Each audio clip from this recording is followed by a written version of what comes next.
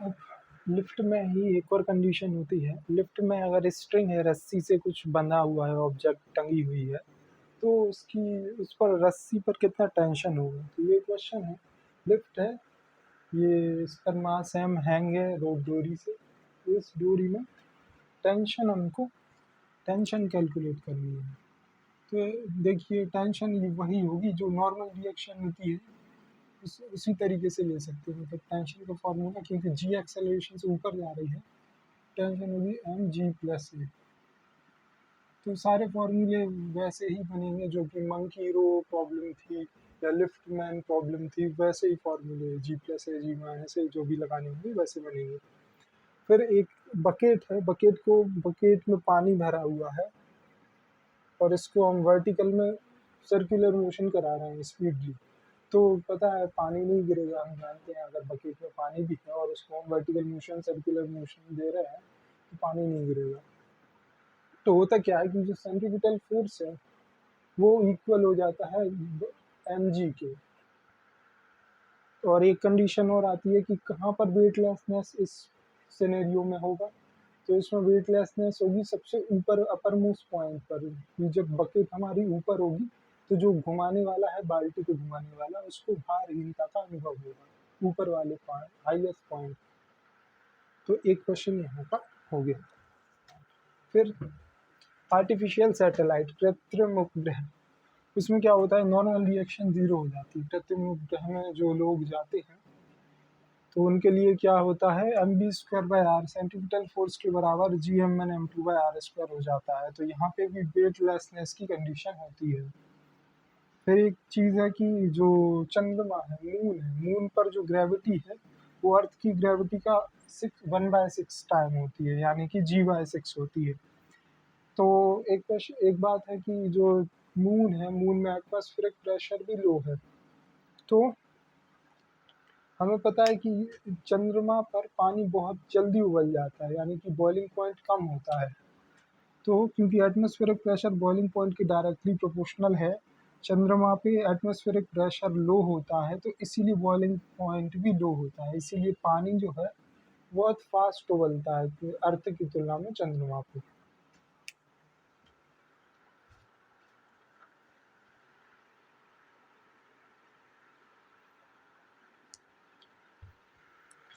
अब हम incline plane के बारे में देखते हैं। तो इंक्लाइन प्लेन में कैसा है कि ये हॉरिजॉन्टल से थीटा एंगल पे इंक्लाइंड एक प्लेन है, उस पर एक एम मास रखा है।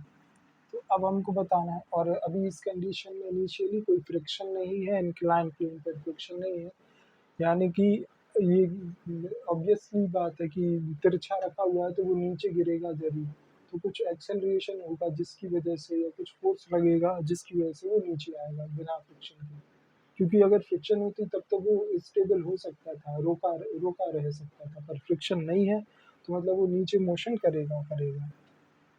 तो अब हमें इस यहाँ पे जो एक्सेलरेशन जनरेट हो रहा है, नेट एक्सेलरेशन, ये काउंट करना है। तो उसके लिए हम क्या करेंगे, इसका फ्री बॉडी डायग्राम बनाएंगे। ये थीटा एंगल है, ये मास एम है। तो देखिए एम जी लगेगा नीचे, ये होगी नॉर्मल रिएक्शन। तो अब हमें पता होना चाहिए कि दो लाइंस के बीच में अगर थीटा एंगल होता है तो उनके परपेंडिकुलर्स के बीच भी थीटा एंगल होता है। तो जो यहाँ से हॉरिजॉन्टल और इंक्लाइन के बीच में थीटा है, तो इनकी परपेंडिकुलर क्या हुआ, ये इंक्लाइन के परपेंडिकुलर हुआ नॉर्मल रिएक्शन, और हॉरिजॉन्टल के परपेंडिकुलर हुआ ये वाली लाइन, ये। तो इनके बीच भी एंगल थीटा होगा, यानी ये एंगल भी थीटा है। ये थीटा है, तो जब नॉर्मल रिएक्शन को पीछे बढ़ाएंगे तो ये एंगल भी थीटा होगा, ठीक है। तो एम जी के कंपोनेंट करते हैं, एम जी का ये थीटा, तो m g cos theta, m g cos theta, और इस तरफ होगा एम जी साइन थीटा। तो देखिए जो मोशन होगी वो parallel to the incline plane होगी। तो यहाँ पर देख सकते हैं नॉर्मल रिएक्शन को mg cos थीटा बैलेंस किए दे रहा है, ये यहाँ कोई मोशन नहीं हो रही है।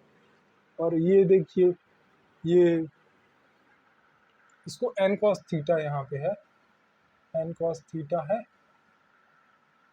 और यहाँ पे n sin थीटा है। तो ये n cos थीटा mg को बैलेंस किए दे रहा है। अब n sin थीटा को यहाँ का कंपोनेंट बैलेंस किए दे रहा है। तो नेट जो एक्सेलरेशन है इस पूरी वो है g sin थीटा, ये वाला g sin थीटा एक्सेलरेशन। और अगर फोर्स पूछे नेट फोर्स जो इंक्लाइन प्लेन को मोशन करा रहा है वो है mg sin थीटा।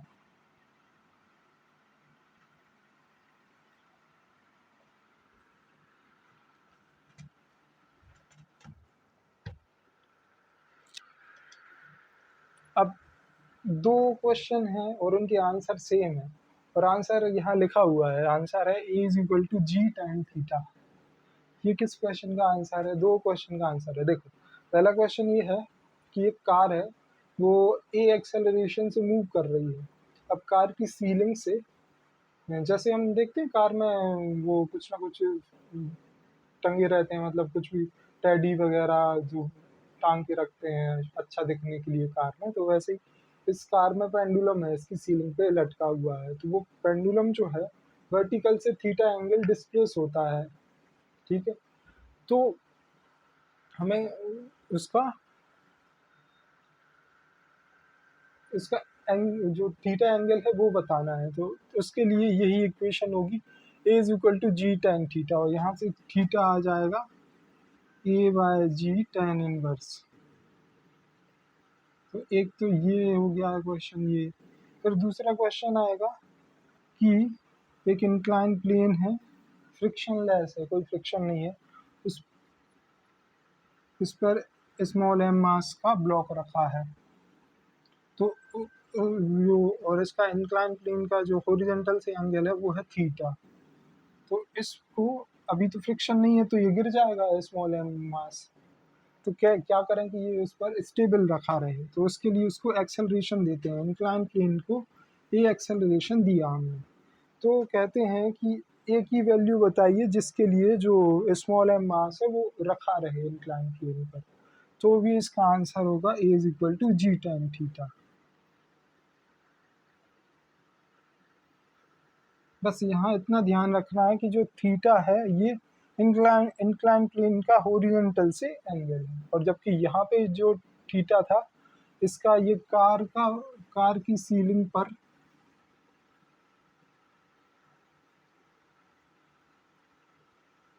कार अच्छे से बनाते, कार की सीलिंग पर जो पेंडुलम लटका है इसका ये वर्टिकल से डिस्प्लेसमेंट थीटा है। बाकी आंसर एक से A is equal to ji tan theta, A is equal to ji tan theta. अच्छा, इसमें दूसरे वाले क्वेश्चन में इंक्लाइन प्लेन वाली में नॉर्मल रिएक्शन भी पूछी जा सकती है। ये एक्सेलरेशन से चल रही है तो नॉर्मल रिएक्शन बताइए। तो इसका क्या है, नॉर्मल रिएक्शन हम याद ही कर सकते हैं m a sine theta plus m g cos theta. इसको याद कर लीजिए बस, क्योंकि आएगा तो लगेगा कि कैसा क्वेश्चन आ गया, अपन कुछ अच्छे बच्चे हैं मतलब जिनने पढ़ा रखा है तो वो कैलकुलेशन करने में लग जाएंगे, उसमें टाइम अपना लगेगा। उससे अच्छा हम याद करके ही चल सकते हैं इसको।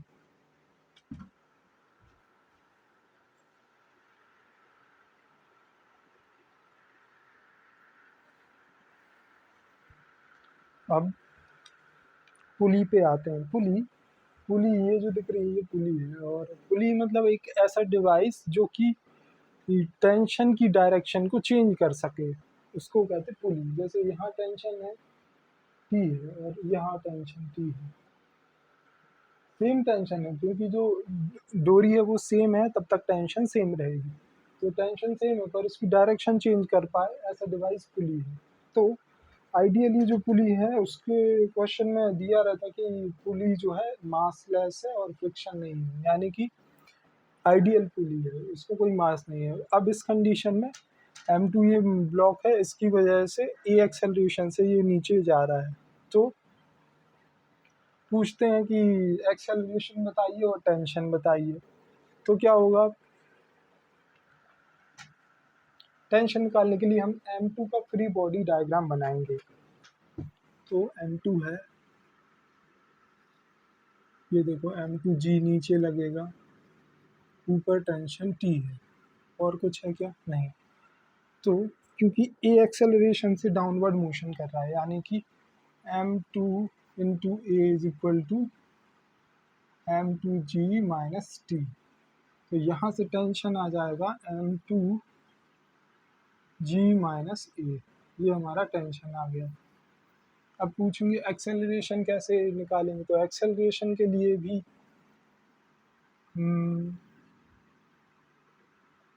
एक्सेलरेशन का जो हमने फॉर्मूला बताया था कि एफ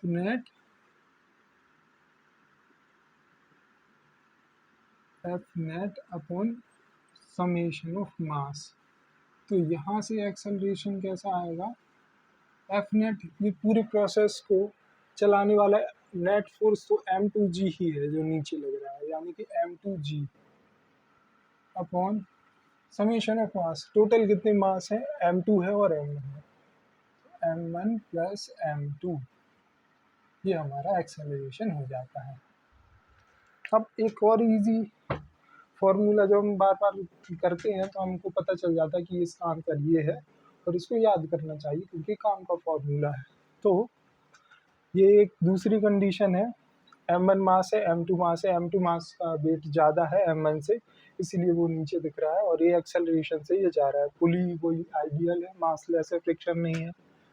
तो ऐसी कंडीशन में जो एक्सेलरेशन होता है उसका फॉर्मूला हम याद ही कर सकते हैं, m2 मतलब जिसका वेट ज़्यादा है, मास ज़्यादा है, m2 minus m1 upon sum of mass into G, ये एक्सेलरेशन है। और टेंशन के लिए है 2 into m1 into m2 upon m1 plus m2 into G. ये दोनों फॉर्मूले हमें याद ही होने चाहिए, क्योंकि जब पेपर आएगा वहाँ टाइम नहीं होगा इतना कि हम इसको कैलकुलेट डिराइव कर पाए फॉर्मूले को, तो हमें यू हैव टू memorize